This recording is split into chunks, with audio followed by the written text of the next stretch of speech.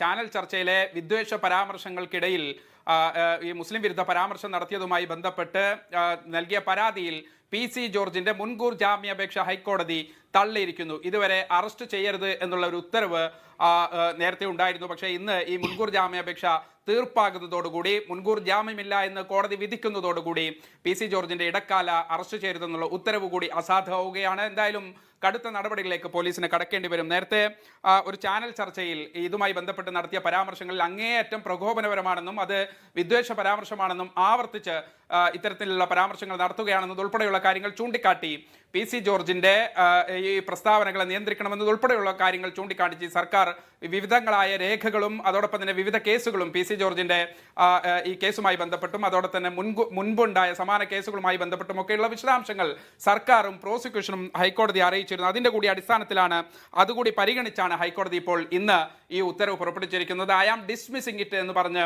ഒറ്റ വാചകത്തിലാണ് ഇപ്പോൾ പ്രൊനൗൺസ് ചെയ്തിരിക്കുന്നത്. എന്തായാലും അതിന്റെ കൂടുതൽ വിശദാംശങ്ങൾ കൂടി ലഭിക്കേണ്ടതുണ്ട്. കഴിഞ്ഞ ദിവസം ഈ ഹർജി പരിഗണിച്ചപ്പോൾ കോടതി തന്നെ ചില പരാമർശങ്ങൾ നടത്തുകയാണ്. ഒരു മതേതര രാജ്യത്ത് ഇത്തരം പ്രസ്താവനകൾ നടത്തുമ്പോൾ അത് കൂടുതൽ ഗൗരവമായി എടുക്കേണ്ടതാണ്. മാത്രമല്ല, നിലവിൽ 3 വർഷം തടവോ അല്ലെങ്കിൽ അതോടൊപ്പം തന്നെയുള്ള പിഴയോ ആണ് ഇപ്പോൾ ശിക്ഷ ലഭിക്കുന്നത്. പക്ഷേ അത് ഒരു ജയിൽ ശിക്ഷയാക്കി മാറ്റണം എന്നതുൾപ്പെടെയുള്ള കാര്യങ്ങളാണ് കോടതി ചൂണ്ടിക്കാണിച്ചത്. എന്തായാലും കർശനമായ നിരീക്ഷണങ്ങൾ സർക്കാരിൻ്റെ ഭാഗത്തുനിന്നും അതോടൊപ്പം തന്നെ പരാതിക്കാരുടെ ഭാഗത്തുനിന്നും കൂടി ഈ വിഷയത്തിൽ ഉണ്ടാകുന്നു. അതുകൊണ്ട് തന്നെയാണ് ആ വാദങ്ങളെല്ലാം പരിഗണിച്ചുകൊണ്ടാണ് ഇപ്പോൾ സിംഗിൾ ബെഞ്ച് മുൻകൂർ ജാമ്യാപേക്ഷ PC ജോർജിന്റെ മുൻകൂർ ജാമ്യാപേക്ഷ തള്ളിയിരിക്കുന്നത്.